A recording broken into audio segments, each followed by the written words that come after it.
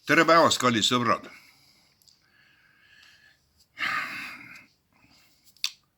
Tulen praegu sinu ette sõnumiga, mis leidis aset võib-olla tund aega tagasi ainult.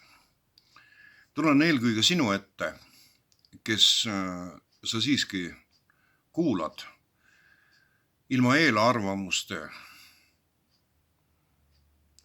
sohu uppununa neid asju, mida ma mõnikord räägin. Sõnum on kaunikesti kantud esoteerikast ja müstikast. Kõigepealt kujustus nagu eellugu. Istun praegu oma elutoas. Kõrval mu abikaasa. Täiesti tavaline olmeolukord. Mina vaatan läpparit, niisugune klassika, ja tema sõlmitseb nutitelefoni. Vahetame infot, eks tema näeb seal mingit asju, niisugune täiesti tavaline olme. Ja seejärel ta suleb telefoni, mina vaatan veel siin läpparis, vaatan edasi mingit tekste ja tema läheb köögi poolele, astub, tahab seal midagi toimetada. Nutitelefoni asetab siia nii-öelda paari leti peale. No meil on avatud köök. Silmside on siin olemas. Ja ühtäkki telefon, mis on selja peale asetatud, suletud kujul, lööb helendama ekraan, see astub selle juurde, vaatab ja see on nüüd viimase aasta jooksul 3. kord. Avanenud on ja helendab Piibel.neti lehekülg. Me oleme kristlased, aga peab ütlema, et nutitelefonis me eriti ei sõlmitse Piibel.netti ja üldse teeme seda väga harva, ääretult harva. Suletud telefon on taas. No usklik inimene ei saa seda teistmoodi käsitleda, kui see on jumalik märk. Telefon on avanenud ja on avatud Moosese 5. raamatu 16. peatüki kohalt.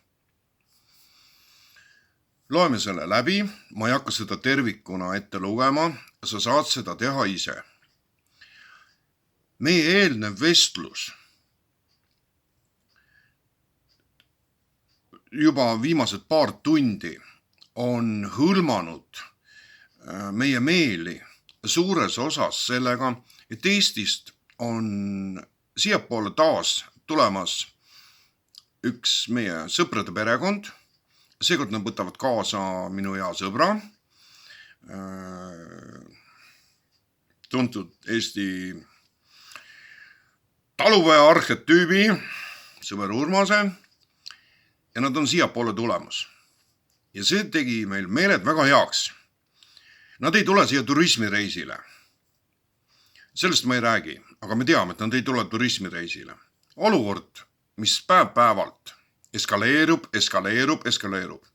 Eile toimus Soome liitumine NATOga ja ma tunnistan, et minu saadud sõnumid palves Jumala altaril pool aastat tagasi on nüüdseks läbi kukkunud.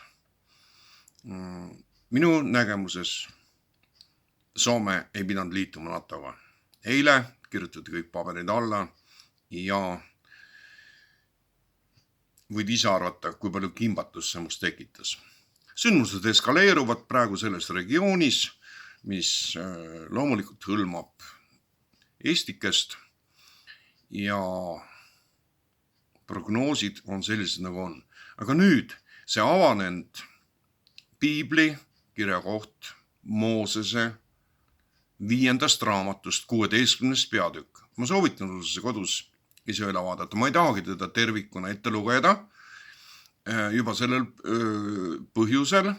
Seal on väga palju informatsiooni millest me väga ei pea, see on selle ajastu kontekstist, seal räägib väga palju ohvri loomadest, igasugustest asjadest. Ma saan sellest kujundlikult ja semiootiliselt väga hästi aru, mida see tähistab, aga ma ei tahaks seda ette lugeda. See kõlab nagu kuidagi tahkena. Ma loen ainult avangu sellele peatükile. Nii et veel kordan, 5. Moosese raamat 16. peatükk. Ja hakkab peale niimoodi 1. salmiga. Pane tähele Aabibi kuud ja pea paasapüha Issanda oma Jumala auks. Sest Aabibi kuus viis Issand, su Jumal, sind öössel Egiptusest välja.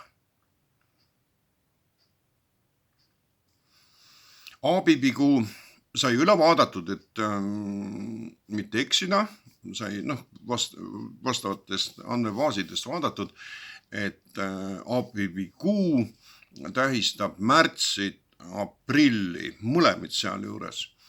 See on lõikuskuu, ma ei taha uppuda kõigesse sellesse juudi ajalukku ja sellesse, see ei ole oluline, et miks Aabibi kuu tähendab 2 kuud, see on lõikuskuu ja kuna Iisrael on sellises geoloogilises piirkonnas, kus aastas võetakse 2 või isegi 3 saaki, siis on sealses kultuuris on asjad teistmoodi peale, selle on tegemist väga vana testamendi aegse aastatuhandete taguse ürikuga.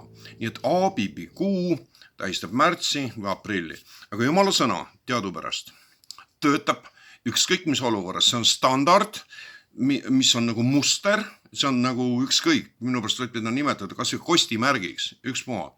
See töötab ükskõik millises kontekstis, kui inimene suudab seda tõlgitseda. Ja antud kontekstis on see ühemõtteline ja täiesti arusaadav. Ja ma loen selle uuesti ette, et see siin kõnetaks, siis võid ise kodus juba edasi vaadata iseseisvalt. See peatükk on piisavalt pikk. 1. salm. Pane tähele Aabibi kuud ja pea paasapüha Issanda oma Jumala auks, sest Aabibi kuus viis Issand, su Jumal, sind öössel Egiptusest välja.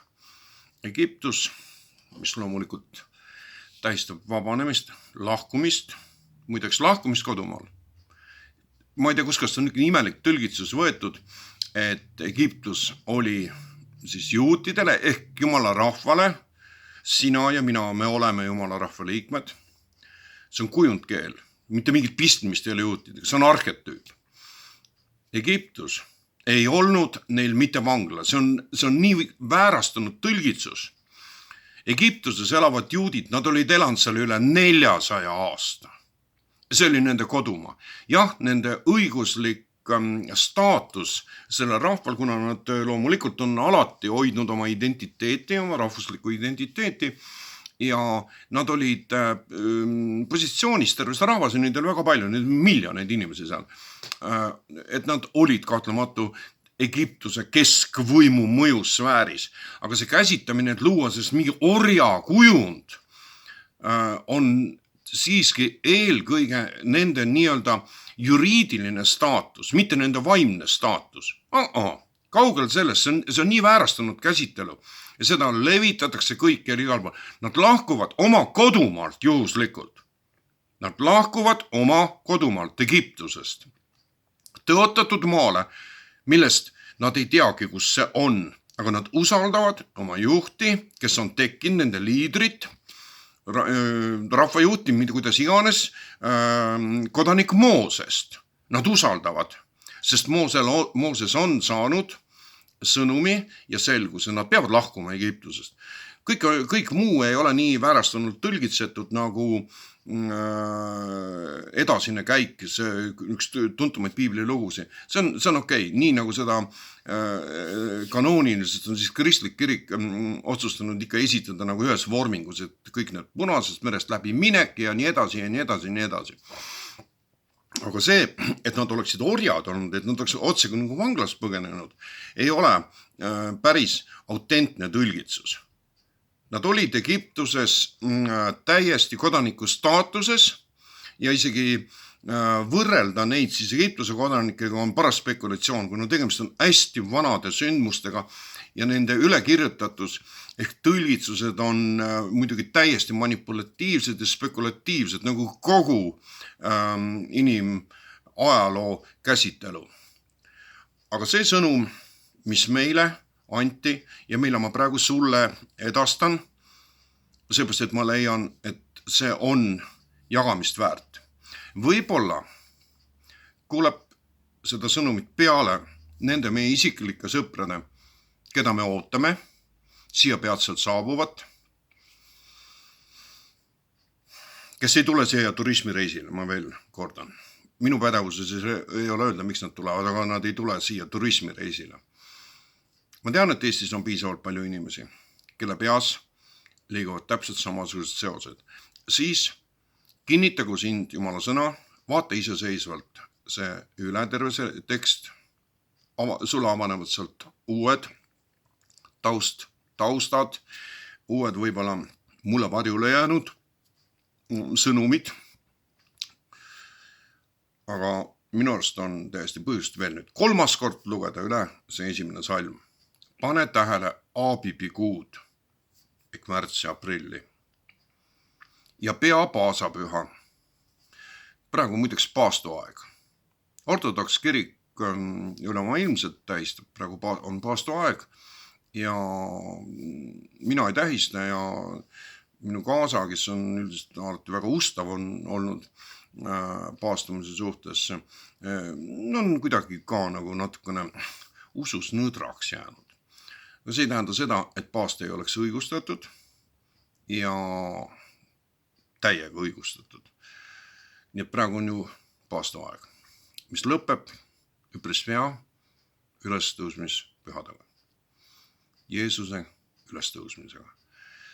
Ja pea paasapüha issanda oma Jumala auks, sest Aabibi kuus viis issand, su Jumal sind öösel Egiptusest välja. See on Jumala sõna, mis ääretult anomaalseid kanaleid pidi avanes meile täna täiesti müstilisel moel.